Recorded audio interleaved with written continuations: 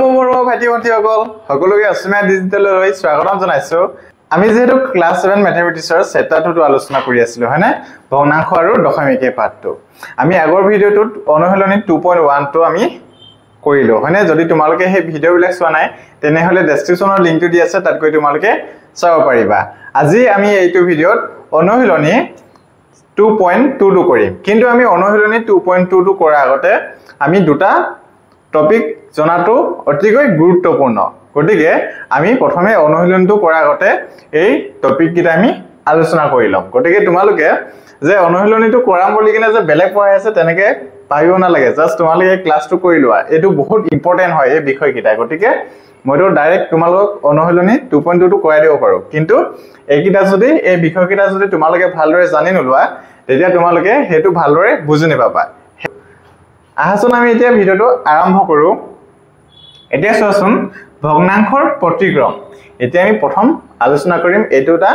important বিষয় হয় যেটো আমি অনুশীলনী 2.2 ত কৰিব পাম গতিকে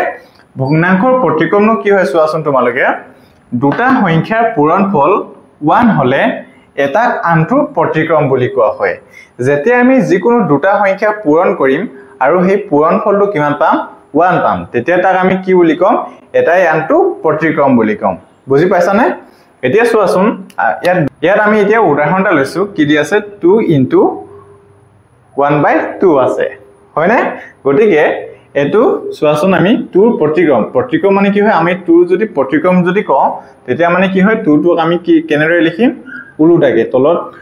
যেটো থাকে হেতু ওপৰত লিখিম আৰু ওপৰত থকাটো তলত লিখিম হয়নে এটো যদি আমি 2 প্ৰতিক্ৰম কিমান হ'ব 1/2 যেটো 2 তলত একো নাই মানে কি আছে 1 এটা আছে 1 টো ওপৰত যাবগে হয়নে এতিয়া আমি কি কৰিব পাৰিম 2 এটো কি হৈ যাব কেনসেল হৈ যাব এতিয়া আমি কি পাম 1 পাম ইকুৱেল টু ঠিক তেনেদৰে 5 ৰ প্ৰতিক্ৰম কি হ'ব 1/5 5 কেনসেল হৈ গল আমি কিমান পালো 1 গতিকে কি পাইছো আমি দুটা সংখ্যাৰ পূৰণফল 1 হলে এটা আনটোৰ প্ৰতিক্ৰম বুলি কোৱা হয় গতিকে দুটা সংখ্যাৰ পূৰণফল আমি কিমান পাম দুটা সংখ্যাৰ পূৰণফল যদি আমি 1 পাও তেতিয়া কি বুলি কম এটা আনটোৰ কি হয় প্ৰতিক্ৰম হয় আশা কৰো সকলোৱে এটো বুজি পালা হয়নে এতিয়া চোৱাচোন যদি a * b = b * a = 1 তেন্তে a আৰু b এটা আনটোৰ প্ৰতিক্ৰম ঠিক এটোকে দিয়া আছে যদি a আৰু b এই দুটা যদি পূৰণ কৰো ইকুৱেল টু কি দিয়া আছে a * b বা b * a এই দুটা যদি আমি পূৰণ কৰো যদি তাৰ পূৰণফলটো যদি 1 পাম তেতিয়া a আৰু b এটা আনটোৰ প্ৰতিক্ৰম এটাই আনটো কি হয় প্ৰতিক্ৰম হ'ব হয়নে এতিয়া চোৱাচোন নেক্সট কি দিয়া আছে নেক্সট পইণ্টটো যদি c/d এটা ভগ্নাংশ তেন্তে c/d প্ৰতিক্ৰম হ'ব বুলি কৈছে যদি c/d যদি এটা ভগ্নাংশ হয় তেতিয়া ইয়াৰ প্ৰতিক্ৰমটো কি হ'ব প্ৰতিক্ৰমটো মানে কি হয় আমি এটো উলুটা কৰি দিম যেটো হৰ আছে হৰটো লবত লৈ যাম আৰু লবত থাকাটো কি কৰিম হৰত লৈ আনিম হয়নে c/d আছিলে d টো ওপৰত লৈ যাম আৰু c টো কি কৰিম তলত লৈ আনিম হয়নে আমি সাধাৰণ ভাষাত ক'ব গলে লব হৰ নকৰাকে যদি কৰো আমি কি কৰিম তলত থকাটো ওপৰত লৈ যাম আৰু ওপৰত থকাটো তলত লৈ আনিম হয়নে তোমালোকে যেনেদৰে বুজি পোৱা আৰু হয়নে মই যিমান পাৰো তোমালোকক সিমান সিম্পল ভাৱে বুজাবলৈ চেষ্টা কৰিম আৰু তোমালোকে যদি এই ভিডিওটো যদি বুজি নোপোৱা তেনেহলে কমেন্টত জনাবা কি বুজি পোৱা নাই মই নেক্সট ভিডিওত তোমালোকক পুনৰ এটা ভিডিও বনাই তোমালোকক সেই প্ৰবলেমবিলাক সলভ কৰিবলৈ চেষ্টা কৰিম জাস্ট তোমালোকে বুজি পাব লাগে ভালদৰে হয়নে এতিয়া চোৱাচোন এতিয়া কি দি আছে ইয়াত হেইদৰে d/c ৰ প্ৰতিক্ৰম হ'ব বুলি কৈছে d/c প্ৰতিক্ৰম আমি প্ৰতিক্ৰম মানেটো গম পালো আমি উলুটা কৰি দিম হয়নে জাস্ট একেবাৰে সিম্পল হয় তলত থাকাটো ওপৰত লৈ যাম আৰু ওপৰত থাকাটো তলত লৈ আনিম এতিয়া d/c কি হ'ব c টো ওপৰত যাব আৰু d টো তলত আহিব আশা কৰো সকলোৱে বুজি পালা এটো একেবাৰে সিম্পল হয় হয়নে এতিয়া চোৱা c/d ইয়াৰ প্ৰতিক্ৰমটো কি হৈ গৈছে d/c = d/c প্ৰতিক্ৰমটো কিমান হৈ গৈছে c/d = কিমান আহিব আমাৰ 1 আহিব হয়নে এতিয়া চোৱা এটো কথা কেনসেল হৈ যাব হয়নে যেহেতু হৰণ হৈছে d এটো কেনসেল হৈ যাব এটো d কেনসেল হৈ যাব আৰু c কেনসেল হৈ যাব = কিমান আহিব 1 আহিব হয়নে আশা কৰো সকলোৱে প্ৰতিক্ৰমটো বুজি পালা হয়নে এতিয়া আমি আৰু এটা বিষয়ে ভালদৰে আমি জনাটো প্ৰয়োজন হয় গতিকে আমি হেতু এতিয়া আলোচনা কৰো আহাচোন এতিয়া তোমালোকে আৰু এটা কথা মনত ৰাখিবা যে শূন্যৰ কোনো প্ৰতিক্ৰম নাথাকে তোমালোকৰ 1 নম্বৰীয়া কোৱেশ্চন আহিব পাৰে শূন্যটো প্ৰতিক্ৰম হয় নে নহয় গতিকে তোমালোকে শূন্যৰ প্ৰতিক্ৰম কি গতিকে শূন্যৰ প্ৰতিক্ৰম নাথাকে বুলি লিখিব লাগিব হয় না এতিয়া চোৱাচোন আমাৰ আৰু এটা ইম্পৰ্টেন্ট বিষয় আছে যেটো আমি জনাটো অতিকৈ প্ৰয়োজনীয় এই দুটা বিষয় জানি ললে মানে তোমালোকে যেটো অনুশীলনী 2.2 আছে হেতু মই নকৰাকে তোমালোকে মই কৰা আগতে তোমালোকে কোৱেশ্চন বিলাক কৰি দিব পাৰিবা আহাচোন আমি এতিয়া এটো আলোচনা কৰো এতিয়া আমি নেক্সট আলোচনা কৰিম ভগ্নাংশৰ হৰণ হয়নে এটা পূৰ্ণ সংখ্যা আন এটা পূৰ্ণ সংখ্যাৰে হৰণ কৰিলে যি মান পোৱা যাব সেই একেই মানেই পোৱা যাব যদিহে প্ৰথম পূৰ্ণ সংখ্যাটো পিছৰ পূৰ্ণ সংখ্যাটোৰ প্ৰতিক্ৰমেৰে পূৰণ কৰা হয় ইয়াত কি কৈছে তোমালোকে বুজি পাইছানে এতিয়া চোৱাচোন মই আকবাৰ ৰিপিট কৰি দিছো এটা পূৰ্ণ সংখ্যা আন এটা পূৰ্ণ সংখ্যাৰে হৰণ কৰিলে মানে কি কৈছে এটা পূৰ্ণ সংখ্যাক আন এটা পূৰ্ণ সংখ্যাৰে হৰণ কৰিলে যি মান পোৱা যাব মানে এটা পূৰ্ণ সংখ্যাক আন এটা পূৰ্ণ সংখ্যাৰে হৰণ কৰিলে যি মান পোৱা যাব সেই একেই মানেই পোৱা যাব যদিহে প্ৰথম পূৰ্ণ সংখ্যাটো পিছৰ পূৰ্ণ সংখ্যাটোৰ প্ৰতিক্ৰমেৰে পূৰণ কৰা হয় এতিয়া তোমালোকে বুজি পালানে যেতিয়া যিকোনো এটা পূৰ্ণ সংখ্যাক অন্য এটা পূৰ্ণ সংখ্যাৰে হৰণ কৰিলে যেটো মান পোৱা যাব ঠিক তেনেদৰে প্ৰথম পূৰ্ণ সংখ্যাটোক দ্বিতীয় পূৰ্ণ সংখ্যাটোৰ প্ৰতিক্ৰমেৰে যদি পূৰণ কৰো আমি একেই মানেই পাম হেতুকে কৈছে হয়নে এতিয়া আমি ইয়াত উদাহৰণ এটা লৈছো তোমালোকে চোৱাচোন ইয়াত চোৱা আমি ইয়াত আটক কিহেৰে হৰণ কৰিব দিছে 4 এ হয়নে গটিকে দুইটা যেহেতু কি হয় পূৰ্ণ সংখ্যা হয় গটিকে প্ৰথম পূৰ্ণ সংখ্যাটোক দ্বিতীয় পূৰ্ণ সংখ্যাটোক হৰণ কৰিলে কিমান পাম 4 এ কেবা যাব 2 বাৰ ঠিক তেনেদৰে এটা যেতিয়া আমি পূৰ্ণ সংখ্যা এটা পূৰ্ণ সংখ্যা আনটা পূৰ্ণ সংখ্যাৰে হৰণ কৰিলো হয়নে 8 ক আমি 4 এ হৰণ কৰিলো তেতিয়া কিমান পাইছো 2 পাইছো এটা নেক্সট পইণ্টটো কি কৈছে তোমালোকৰ এই যেটো আছে ইয়াত পূৰ্ণ সংখ্যা কিটা আছে হয়নে ইয়াত কি কৈছে এটো যি 8 টো আসলে প্ৰথম আৰু দ্বিতীয় পূৰ্ণ সংখ্যাটোৰ প্ৰতিক্ৰম কি হ'ব 4 প্ৰতিক্ৰম তলত কিমান আছে 1 আছে 1 টো ওপৰত যাবগে আৰু 4 টো তলত আহিব আৰু চোৱা গটিকে এটা কিমান হৈ গল প্ৰতিক্ৰমেৰে পূৰণ কৰিলে মানে কিমান হৈ যাব মানে দ্বিতীয় সংখ্যাটো প্ৰতিক্ৰমেৰে কি কৰিম 8 লগত পূৰণ কৰিম এতিয়া চোৱা এটো পূৰণ কৰিলো 8 টো যেহেতু ওপৰত আছে 4 টোৱে আমি কাটি দিব পাৰো 4 দুগুণ 8 হয়নে ইকুৱেল টু কিমান আহিব আমাৰ 2 আহিব হয়নে এতিয়া চোৱা একে আহিছে নাই এটো কথাকে কৈছে যে এটা পূৰ্ণ সংখ্যা আনটা পূৰ্ণ সংখ্যাৰে হৰণ কৰিলে যেটো পাম ঠিক হেতুকে প্ৰথম পূৰ্ণ সংখ্যাটোক দ্বিতীয় পূৰ্ণ সংখ্যাৰ প্ৰতিক্ৰমেৰে পূৰণ কৰিলে আমি একেই নাম সংখ্যাটোকে পাম হেতুকে কৈছে বুজি পালানে এতিয়া চোৱাচোন ইয়া তোমালোকে এই পইণ্টটো মনত ৰাখিবা এটা পূৰ্ণ সংখ্যাক যিকোনো ভগ্নাংশৰে হৰণ কৰিবলৈ হলে এই পূৰ্ণ সংখ্যাটোক ভগ্নাংশটোৰ প্ৰতিক্ৰমেৰে পূৰণ কৰিব লাগিব এটা কি কৈছে যিকোনো এটা পূৰ্ণ সংখ্যাক যদি আমি ভগ্নাংশৰে হৰণ কৰিব লাগে তেতিয়া কি কৈছে এতিয়া কি কৈছে তোমালোকে বুজি পাইছা না ইয়াত যিকোনো এটা পূৰ্ণ সংখ্যাক যদি আমি ভগ্নাংশৰে হৰণ কৰিব লাগে তেতিয়া কি কৰিব লাগিব আমি এই পূৰ্ণ সংখ্যাটোৰ লগত ভগ্নাংশৰ প্ৰতিক্ৰমেৰে কি কৰিব লাগিব পূৰণ কৰিব লাগিব হেতু কথা মনত ৰাখিলে হৈ গল তোমালোকে এটো চোৱা ইয়াত চোৱা এটো ধৰিলো সাপোজ 8 তক কিহেৰে হৰণ কৰিছো আমি 4 এ হৰণ কৰিছো আমি পূৰ্ণ সংখ্যাৰ হৰণ কৰিছো হয়নে গটিকে ইয়াত পূৰ্ণ সংখ্যা আছে আমি জাস্ট ভগ্নাংশৰ এটা উদাহৰণ লওঁচোন এটা 4 আছে 4 টো কি হয় সাপোজ আমি এটা ভগ্নাংশ এটা পূৰ্ণ সংখ্যা আৰু এটা ভগ্নাংশৰ এটা উদাহৰণ লওঁ আহাচোন সাপোজ আমাৰ ওচৰত আছে 6 হয়নে 6 ক যদি আমি হৰণ কৰিব লাগে 6 ক যদি আমি 1/2 ৰে যদি হৰণ কৰিব লাগে তেতিয়া কি কৰিম এটো যেহেতু ইয়াৰ কি কৰিম ভগ্নাংশটো কি দি আছে ভগ্নাংশটো প্ৰতিক্ৰমেৰে পূৰণ কৰিম 1/2 ৰ প্ৰতিক্ৰম কি হ'ব 2 হ'ব কাৰণ 2 টো ওপৰত যাবগে আৰু 1 টো তলত আহিব আমি তেতিয়া হলে মানে আমি 2 নেদেখিলেও হ'ব হয়নে তলত আহি যাব 3 এ 2 এ 6 কেবা যাব 3 বাৰ এটো কথাকে কৈছে বুজি পালানে আশা কৰো সকলোৱে দুটা বিষয় ভালদৰে বুজি পালা আমাৰ অনুশীলনী 2.2 টো এই দুটা বিষয়ে আমাৰ ইউজ হ'ব হয়নে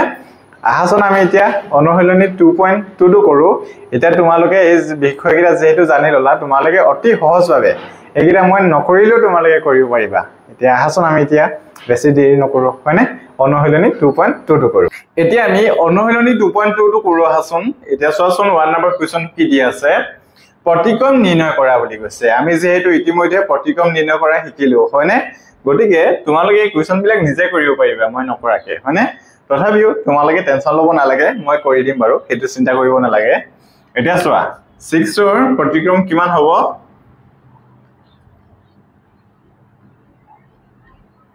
কিমান হ'ব 6 ৰ প্ৰতিক্ৰম 6 ৰ তলত একো নাই মানে কিমান আছে 1 এটা আছে তলত থাকাটো ওপৰত যাব আৰু ওপৰত থাকাটো ক'ত আহিব তলত আহিব হয়নে ঠিক তেনেদৰে 1/2 ৰ প্ৰতিক্ৰম হ'ব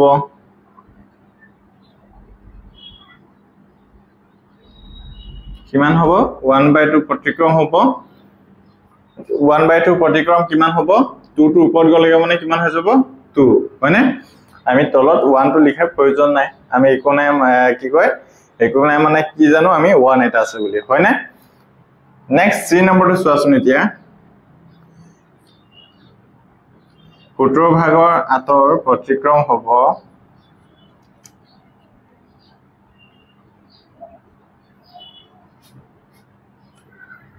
17/8 হয়নে এতিয়া চোৱা 1 ৰ প্ৰতিক্ৰম 1 ৰ প্ৰতিক্ৰম হ'ব 1 1 ৰ প্ৰতিক্ৰম 1 এ হ'ব এতিয়া চোৱা এটো আমি কেনেদৰে উলিয়াম এতিয়া এটো প্ৰথমে আমি অপ্ৰকৃত ভগ্নাংশলৈ লৈ যাম হয়নে প্ৰথমে 5 দুগুণ 10 হয়নে এটো কিমান হৈ যাব 5 দুগুণ 10 তলত 5 থাকিব হয়নে 5 দুগুণ 10 আৰু 10 ৰ লগত যদি আমি 3 যোগ কৰো তেতিয়া কিমান হৈ যাব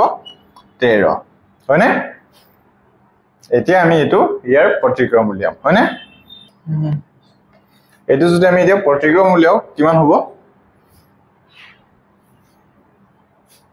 5 ভাগৰ 13 দি আছে হয়নে 5 ভাগৰ 13 প্ৰতিক্ৰম হ'ব এতিয়া তোমালোকে লিখিবা যে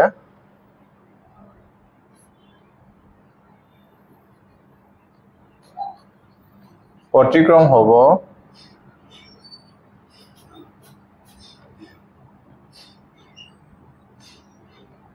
কিমান হ'ব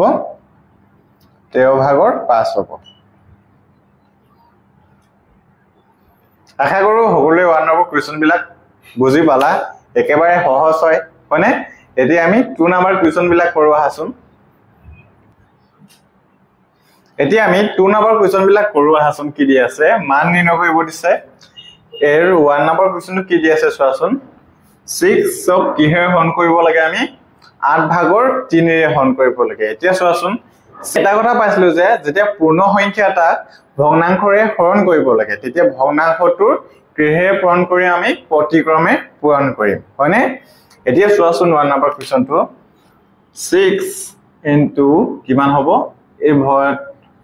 8 ভাগৰ 3 ৰ প্ৰতিক্ৰম কিমান হ'ব 3 ভাগৰ 8 হয়নে এতিয়া চোৱা 3 ৰে আমি 6 কাটিব পাৰো 3 ৰে 6 কেবা যাব দুবাৰ যাব কিমান আহিলে 2 * 8 এটো কিমান হৈ যাব 8 দুগুণ 16 হয়নে একেবাৰে সহজ হয় আমি যেহেতু এটো শিকিছিলো এফালে অলপ আগতে গতিকে হেকাৰণে আমি অনুশীলনী কৰাৰ আগতে এই যিবিলাক আমি ইম্পৰ্টেন্ট বিষয় জানিব লাগে হেবিলাক কৰিলটো অতিকৈ প্ৰয়োজন হয় এতিয়া যেহেতু তোমালোকৰ কৰিবলৈ নিশ্চয় সহজ লাগিছে হয়নে এতিয়া আমি 2 নম্বৰ কোৱেশ্চনটো কৰো আছোন এতিয়া চোৱা কি দি আছে 31 কিন্তু কিমান হৈ যাব ওইটো 3 টো ওপৰত যাব আৰু 2 টো তলত আহিব হয়নে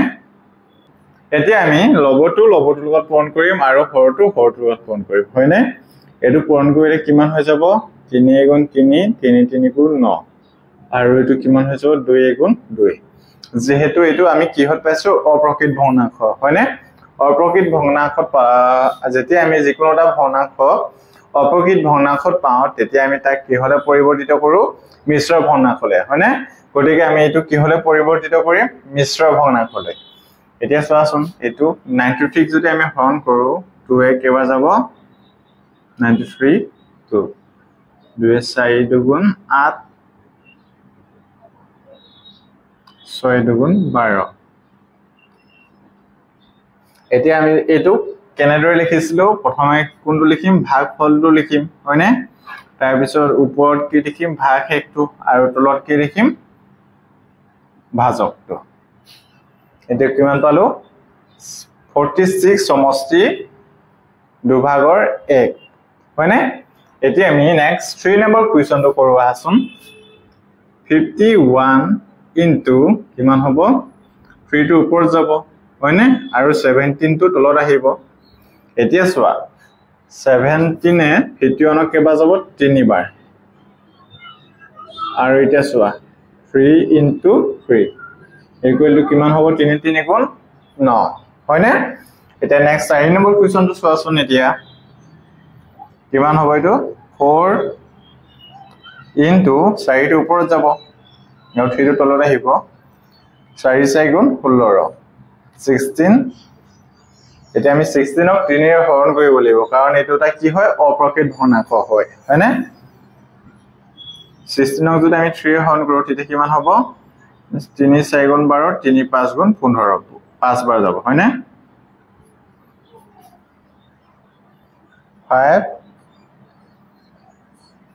5 সমষ্টি 3 ভাগৰ 1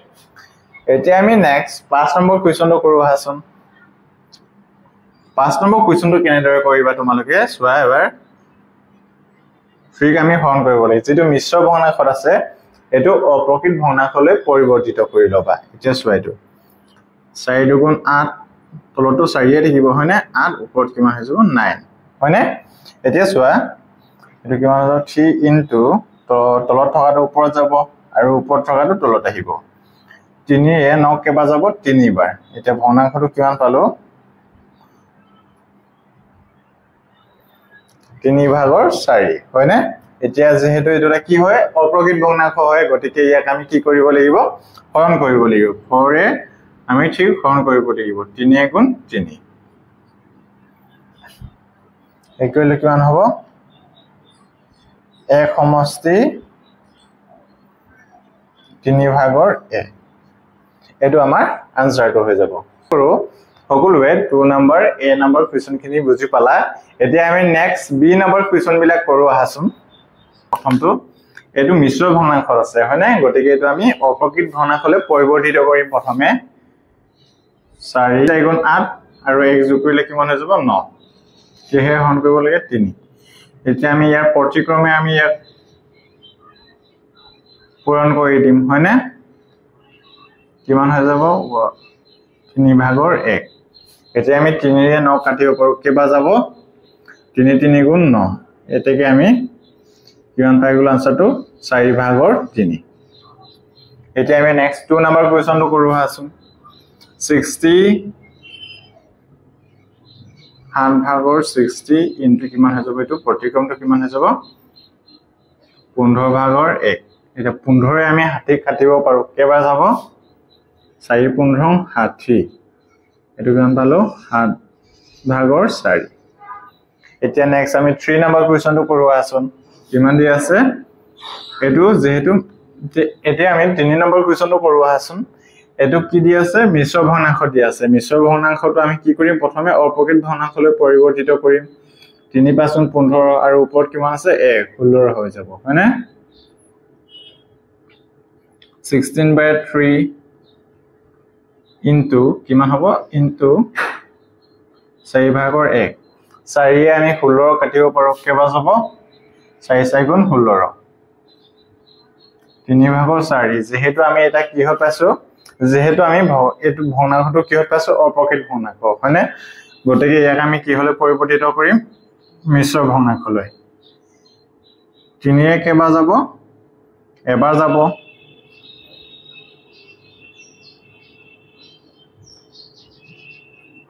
1 সমষ্টি 3 ভাগৰ 1 হৈ যাব হয়নে এতিয়া আমি 4 নম্বৰ কোৱেশ্চনটো কৰো আহাচোন 3 4 3 গুণ 12 13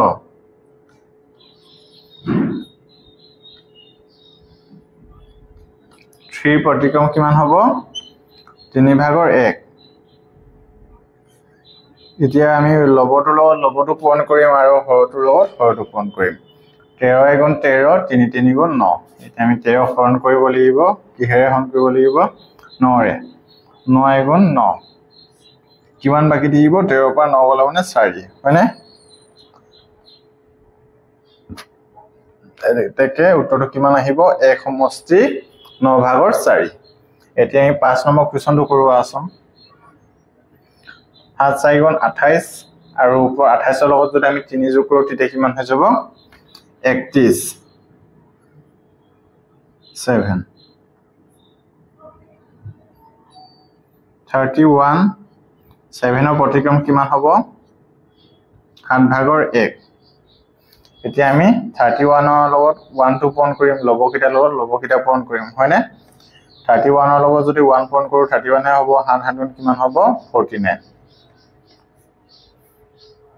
আশা কৰো হবলে বি নম্বৰ কোৱেশ্চন বিলাকো বুজি পালা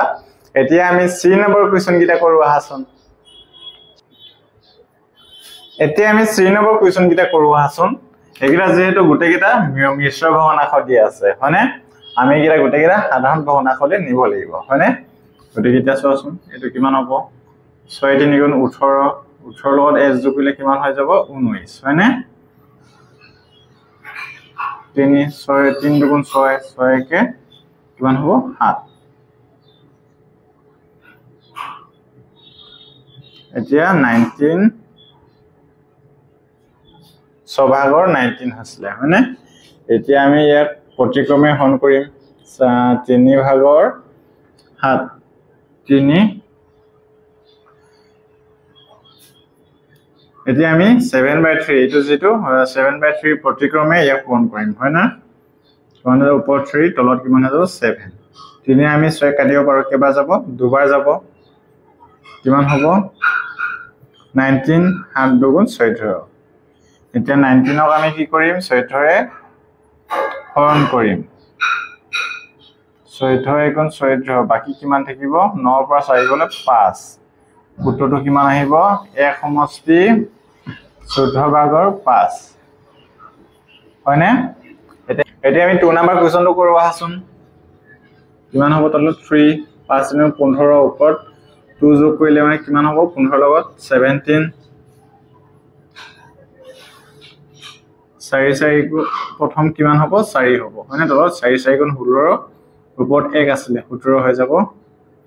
17/3 into 4/17 এতিয়া 17 17 আমি কটাকটি কৰিব পাৰো কিমান বাকি থাকিলে 4/3 হয়নে এটা আমি 4 ক আমি 3 এ হৰণ কৰিব পাৰো 3 গুণ 3 1